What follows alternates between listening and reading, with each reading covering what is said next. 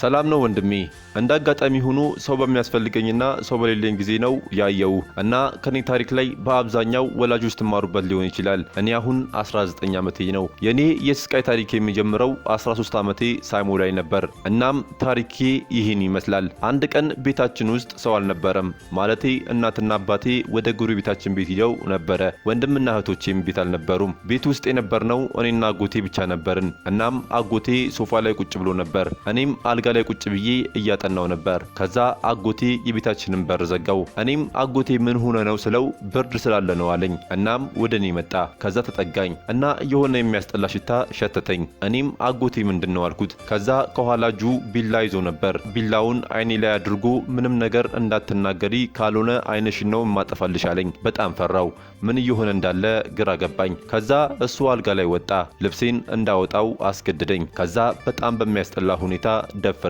እኔም በጣም አመመኝና ልጮ ስል ልብሴን አፌ ውስጥ ከተተው። ከዛ ቢላውን አውጥቶ አይኔ ላይ ያደረገው እና አስፈራራኝ። ለማንም ሰው እንዳልናገር አስፈራራኝ። እኔም ለማንም ሰው አልተናገርኩም። እሱ ከኛ ቤት ከሄደ በኋላም አልተናገርኩም። አንዳንዴ ለመናገር አስብና ከዛ ፈራለሁ። እናም እተወዋለሁ። በጣም ያመኝ ነበር። እንዴት እንደተሰቃየው ለመናገር ራሱ ቃላት ያጥረኛል። በቃ በጣም ታምሜያለሁ እና እኔ ህመሜን ችዬ የውስጤን በውስጤ አድርጌ ዝም አልኩኝ። ከዛ ቀናቶች ተቆጠሩ፣ ወራቶች አለፉ። ከዛ ከ6 ወር ወይም ከ7 ወር በኋላ ተመልሶ መጣ። እሱ ሲመጣ ቤቱ ውስጥ አሁንም ብቻዬን ነበርኩ እና በጣም አስፈራራኝና በድጋሚ ደፈረኝ።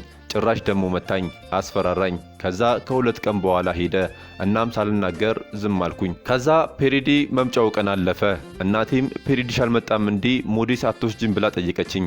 እኔም አረ መጥቷል፣ የባለፈው ቦርሳዬ ውስጥ ስለነበር ነው አልኳት። ግን ፔሪዲ ሊመጣ አልቻለም። ፔሪድ ካልመጣ አርግዤ ሊሆን እንደሚችል አሰብኩኝ። ቼክ ሳረግም እንደፈራሁት እርጉዝ ነበርኩኝ። ከዛ ለቤተሰቦቼ የመጣው ይምጣ እናገራለሁ ብዬ ሳስብ ባያምኑኝ ስላለው በተለይ ደግሞ አባቴ ከወንድም ነው ብለው አያምነኝም፣ እንዲያውም ይገርለኛል ብዬ አሰብኩኝ። በዛ ላይ ደግሞ የሰፈር ወሬ አለ።